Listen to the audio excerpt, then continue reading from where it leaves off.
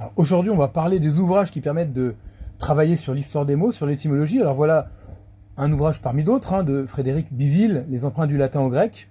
Alors, je dois faire très vite, prenons l'exemple du mot caméra. Le mot caméra en français, eh bien, une caméra c'est une chambre noire. Un appareil photo, il y a une chambre à l'intérieur.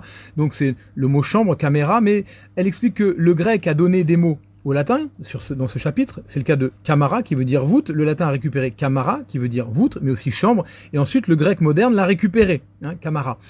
Nous avons aussi ça en français. Nous avons récupéré le mot budget des Anglais, mais en fait nous lui avions donné à l'époque. Alors voyons dans le Grand Bailli, dictionnaire de référence en France quant au grec, camara.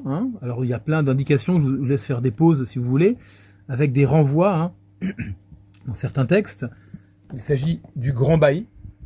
Ici, dans le Grand Gaffio, dictionnaire de référence, là pour le coup, pour le latin, donc camara, qui renvoie à caméra, et caméra, nous avons effectivement ici camara, donc emprunté à caméra, chambre, toit recourbé, voûte, etc. Grand Gaffio, le dictionnaire de référence en français, quant au latin. Maintenant, là c'est beaucoup plus technique, il s'agit de l'Ernoult Meillet, donc dictionnaire étymologique du latin, excusez-moi pour la lumière, on fait ce qu'on peut.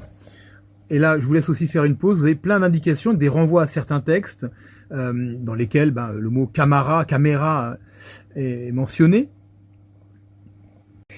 Et encore un outil de travail extrêmement important pour moi, comme l'Ernoult Meillet, le chantraine. Pareil, je vous laisse faire une pause. Il y a plein de choses très intéressantes. On est sur des dictionnaires étymologiques. Ça veut dire que le mot grec et le mot latin, eh bien, on va aller chercher leur étymologie.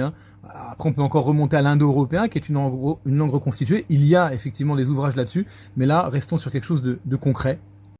Le voilà, un outil extrêmement important pour moi quand je travaillais sur l'histoire des mots. Énormément servi, comme l'Ernoult Meillet. Et maintenant, vous vous rappelez de la phonétique, on a fait un petit short dessus, alors il y a plein d'ouvrages sur les fiches phonétiques, et regardez un petit peu comment le mot va, je suis obligé d'aller vite, désolé, chambre, comment camara devient chambre, le signe qui est ici, c'est camara qui devient chambre, nous avons l'étymon, et voilà, comment au fil du temps, le mot va se transformer. Ça, c'est le genre d'ouvrage aussi très intéressant quand on fait l'histoire des mots, puisque c'est bien beau de savoir comment... le mot comment caméra devient chambre, mais c'est aussi intéressant de voir son évolution et aussi son évolution orthographique.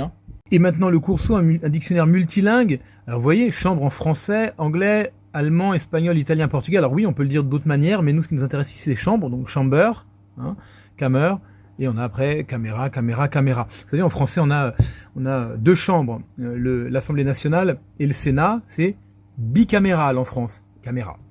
Voilà pour ceux que le Courceau intéresse. Et pour finir, l'ouvrage de René Guérus que j'utilise beaucoup pour les shorts, il met des mots ensemble. Il aurait pu mettre cambriolage et chambre, puisque cambriolage vient aussi de camara.